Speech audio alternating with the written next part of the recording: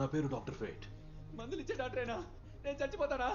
నేను నువ్వు అనుకునే డాక్టర్ని కాదు. కంగారు పడకు, నేను భవిష్యత్తు చూడగలను. నీ చావు ఇలా రాసి పెట్టలేదు. ఇంకెలా చచ్చిపోతాను? నువ్వు అసలు కరెంటు జోలికి వెళ్ళకూడదు. ఏమంటున్నా? నేను ఎలక్ట్రీషియన్ని, అలా ఎలా కుదురుతుంది?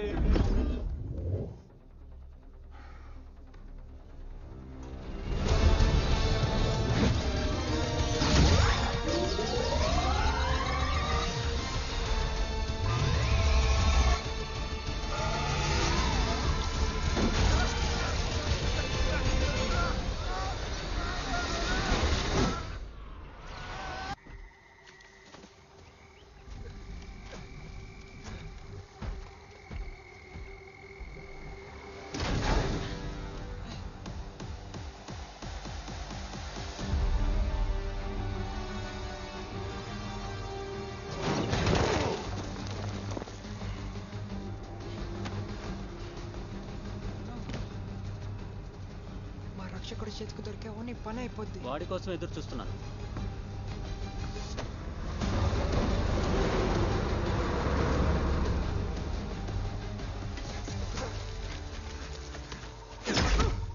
ప్లీజ్ వద్దు.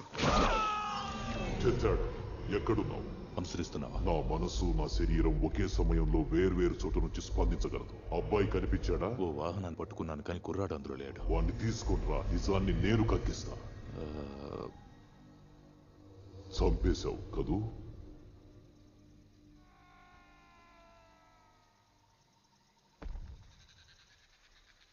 కాస్త ముందు చెప్పొచ్చు కదా. బుల్లెట్స్ తీసేశాక టిష్యూ డ్యామేజ్ రిపేర్ అయింది. Blood pressure 120/81, heart beat 74 BPM. చూస్తుండగానే లేచి నిలబడతాడు. నమ్మలేకపోతున్నాను. ఈ నానోబాట్స్ చాలా వరకు వర్క్ చేస్తాయి. నో నో నో, నేను నువ్వు అస్సలు తక్కువ చేసుకోకు. నిజంగా నీ చేతిలో ఏదో మాయ ఉంది. ఏంటి మస్కా కొడుతున్నా అనుకుంటున్నావా? అదేం లేదు. నువ్వు నీ మాలిక్యులర్ స్ట్రక్చర్ ని ట్రాన్స్ఫార్మ్ చేయగలవు. నీ శరీరాన్ని 100 రెట్లు పెంచగలవు. నువ్వే ఒక అద్భుతం. నేను చేసేది అద్భుతం అంటున్నావా? ఏంటో తెలియదు కానీ ఇట్స్ కూల్. Thank you. నువ్వు చేసింది నానోబాట్స్ కన్నా తక్కువేం కాదు. నీకు నచ్చినట్టు గాలిని ఎలా వాడుతున్నావు?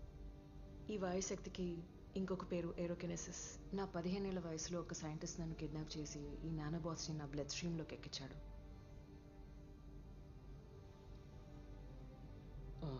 So sorry. మరేం పర్లేదు.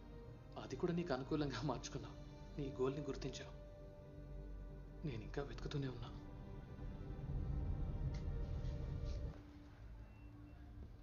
ఇప్పుడు ఎందుకు చెప్తున్నారు? నువ్వు ఇష్మేల్ని నమ్మి తప్పు చేశానని బాధపడుతున్నావు. మనం ఎప్పుడూ మార్చగలిగే విషయాల గురించి ఆలోచించాలి, మార్చలేని వాటిని కాదు. మీకు దివ్య దృష్టి ఉందిగా? అయితే చెప్పండి, నాకు నా కొడుకు ఎలా దక్కుతాడు? నువ్వు మాకు సాయం చేస్తే కరీం బతుకుతాడు, ఎమ్మాన్ని కాపాడుతాం. ఇదే మా పని.